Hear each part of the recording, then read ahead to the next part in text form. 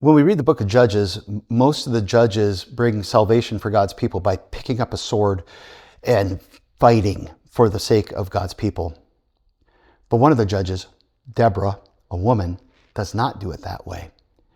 And God used her in a mighty way to bring salvation to his people, and he gives the victory to another woman in what is probably the most unexpected way possible.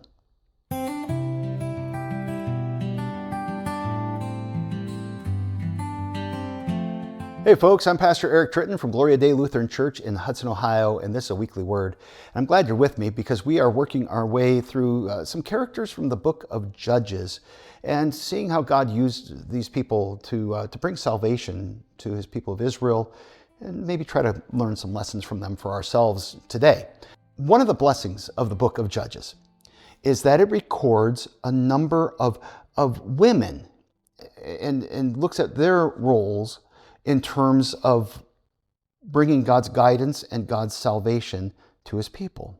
We're going to talk about two of them in this episode, a woman named Deborah and a woman named Jael. So our story today begins with the death of the prior judge, a man by the name of Ehud, who I did an episode for you last week about that. You can go back and take a look at that. And it talks about how he died. And then when he died, the people of Israel disobeyed God, and God gave them over into the hands of an enemy. This time they were just the Canaanites. And this is the pattern that the book of Judges follows over and over again. The people disobey God. God gives them over into the hands of their enemies.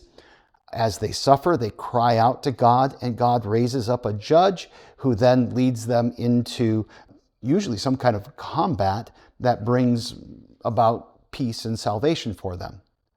Deborah's story is a little bit different, though. She's not like the other judges, not just because she's a woman, too. The pattern's different. There's no crying out. It seems that Deborah was just already there. It says that she was a prophetess and that there were people that were coming to her and that she was judging Israel at this time. So when we find Deborah, she, as I said, is a prophetess. She's a wife and she is a judge. She pointed people to God's word and guided them to live their lives with wisdom, to live their lives according to the faith. And as I mentioned before, she's there and she's judging, but it's a different pattern. The people had not cried out for salvation under her, but God had already placed her there, and he was speaking to the people through her. She is the only female judge in the book of Judges, and she is the only one that is named a prophetess, the feminine version of prophet. She's called the mother of Israel because of this great role that she played at that time, and she has a very different ministry. Most of the other judges participate in some kind of military action where they are actually engaged in that action. That's not what she does. She does not save Israel in that way of being the person that leads the charge, being the person that picks up the sword and does the work of violence in order to drive back the enemy of God's people at that time. Now, there is a little bit of controversy, modern controversy around Deborah, because sometimes people want to look at Deborah and use her to say that there should be women's ordination. But I want to pause on that for just a second and point out that there are spots very specifically in the Old Testament and in the New Testament that say that that priests should be men, that pastors should be men, and those speak very clearly to that point. And Deborah very much seems to be an anomaly. Now, I also think that the church has not necessarily done a good job of honoring the gifts of women and using them in suitable and godly leadership roles. So don't hear what I'm not saying. I'm not saying that we should have women just being silent and doing nothing all the time. God gave women gifts too, and Deborah is an incredible example of that. when we look at the book of Judges, the line that I keep using is that it's descriptive and not prescriptive. And what we see is it's describing the way that God used Deborah at this particular time. And it's not prescribing anything in terms of the roles. There are other places in the scriptures that give prescription in terms of particularly the roles of a priest and pastor. And much of Deborah's ministry is unique. And as I said before, it's very different from the other judges. All the other judges, they led, they fought, they engaged in the violence. Deborah calls somebody. She calls a man named Barak.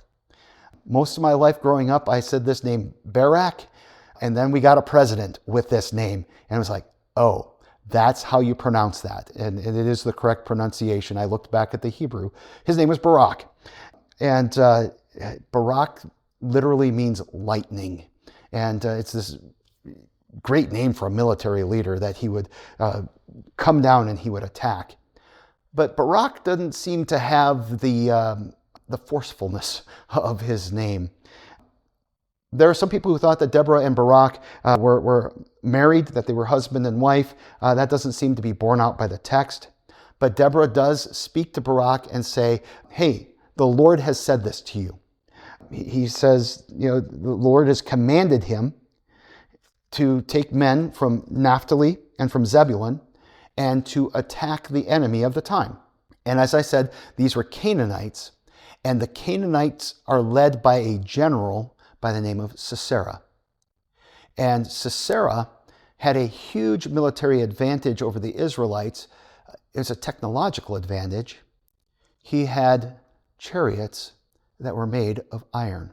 So, if the Israelites have chariots, they're made of wood, and you can imagine what the difference would be if you have an iron chariot versus a wood chariot, or if the Israelites even had chariots, the advantage of having this iron cart coming toward you, it's a big deal. And it gave them a huge advantage, and these Canaanites were able to really oppress the people of Israel. But God says to Barak, I have given them into your hands, you go and attack them. And he gave this word through Deborah. And Barak's response to Deborah is, the only way I'm going to go is if you come along. And Deborah agrees and says, I will come along, but you're not going to get the glory for the victory that God is going to give to his people. In fact, God is going to give Sisera into the hands of a woman. And at that time, that would be considered shameful, and it would be considered a ding against Barak's military prowess to not take that commander and to have a woman win that victory by taking out the general. So the woman that then takes out Sisera, the woman who gets the victory for Israel, is a woman named Jael. I mentioned her earlier. It's spelled Jael. She is the wife of Heber the Kenite. And the Kenites, they were nomadic shepherds, raised goats and sheep. And there was a general peace between them and Sisera's king. So as Sisera is in the battle, Barak comes down. He has this incredible victory, defeats the Canaanites, and Sisera runs away. And he comes up on these Kenites who are actually in Israelite territory. And so Barak's attack was successful, as Deborah had predicted. It says that the Lord routed Sisera and all of his chariots and all his army. And Sisera has to run away on foot. And so when he comes up on these Kenites, he thinks that he's found some people who are his allies. And Jael actually comes out and meets him and says, come over here, come over here. And there are a whole bunch of customs that are kind of violated in this scene, because she invites him into her tent, and Sisera enters into her tent. The way they speak to each other is a little bit off. There's a little bit of sexual innuendo in some of this. And there are some things that just kind of in terms of the culture of the time, as a man, you did not go into a married man's wife's tent. that was just considered to be the height of disrespect, for some obvious reasons. But what Jael was actually doing was deceiving Sisera. And we have this deception thing going on again. And so she draws him in, she comforts him, she gives him warm milk to drink, and covers him up with skins, with blankets.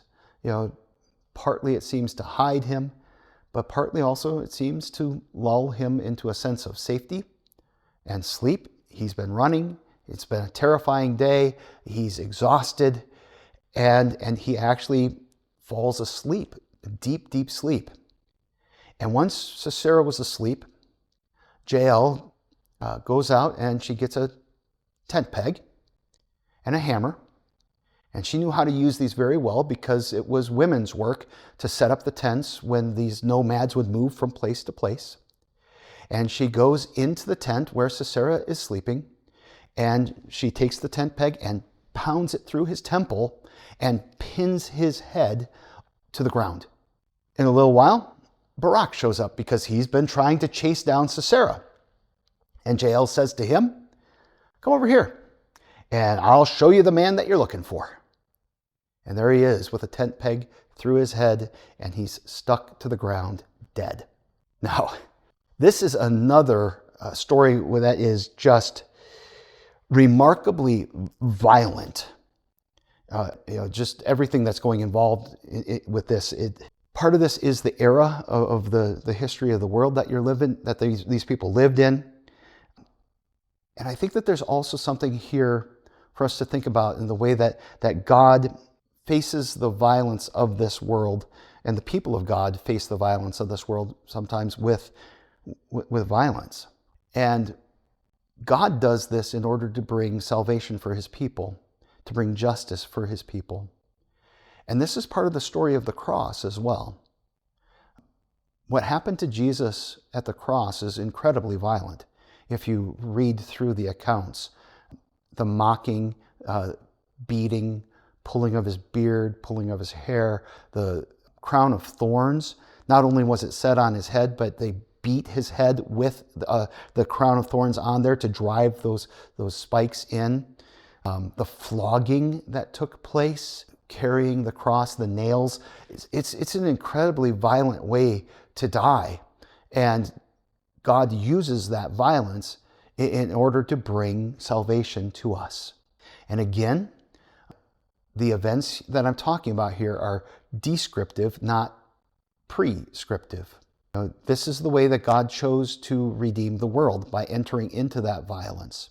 The way that he saved his people in Israel under Deborah and Barak and Jael was through this incredible violence. That doesn't mean that we are to get our guns and swords or whatever and to fight the culture in that way.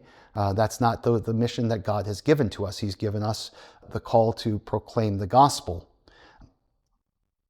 But when we look at this, we should see that God still works in this world. And he is still bringing redemption and bringing justice for his people. And if you're somebody who has experienced oppression and injustice, and then God takes away the people who have been oppressing you, you are going to receive that as a gift.